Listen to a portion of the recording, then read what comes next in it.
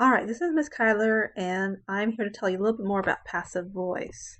For some reason, passive voice is a troublemaker for so many people. They have a hard time with it. And I think it's mainly because people tend to overthink or overanalyze or second guess themselves when it comes to passive voice. The most important thing to remember is that passive voice is a to-be verb plus a past participle. It has to have both of those things. It's actually pretty simple once you get it. So to-be verb plus a past participle. And remember, if the actor is doing the action, you don't have passive voice. Okay? Let's try a little bit. So the cat was found under the bed. Is that active or is that passive voice?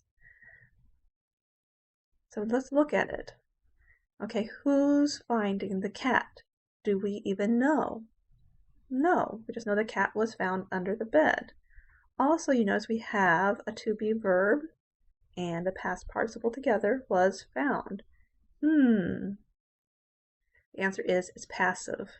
Was plus found equals passive voice.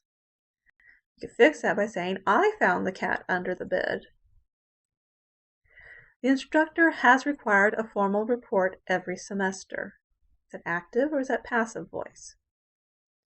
Well, let's think about it.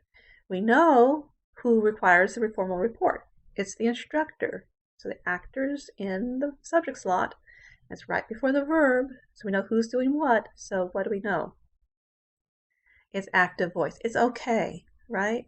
The instructor has required a formal report every semester.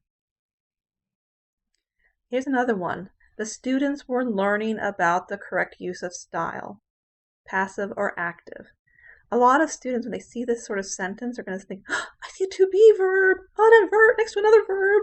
Dear me, that must be passive voice. But look at the word learning, ing. That's not a past tense verb. It's ing. So ing is okay. And we know who is learning, the students. So what does that tell us? It's an active voice. It's okay. It's not passive. Okay, let's try this one.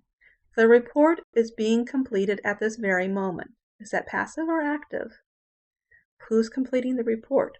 Do we know? So what do you think? It's passive voice. Is being completed. Being completed is a to-be verb plus a past tense verb. So that is passive voice. Bad. We need to fix it. We need to say, Judy is completing the report at this very minute. I am selected every year for that office. Is that active or passive? Who's selecting me? Do we know that? No, we just know that somebody really likes me in that office, and I don't like it anymore. Just kidding. So we know that there's an am selected. I wonder what it is. Passive voice. Okay, so we need to fix it. We need to say who is selecting me. We can say the board selects me every year for that office. The surgeon had completed the procedure with great skill. Is that active or passive? Well, we see that word had before completed, but remember, had is not a to-be verb. It's a form of the verb to have. That means it's okay. We also know who's completing the procedure. It's the surgeon, right? So it is active voice. The surgeon had completed the procedure with great skill.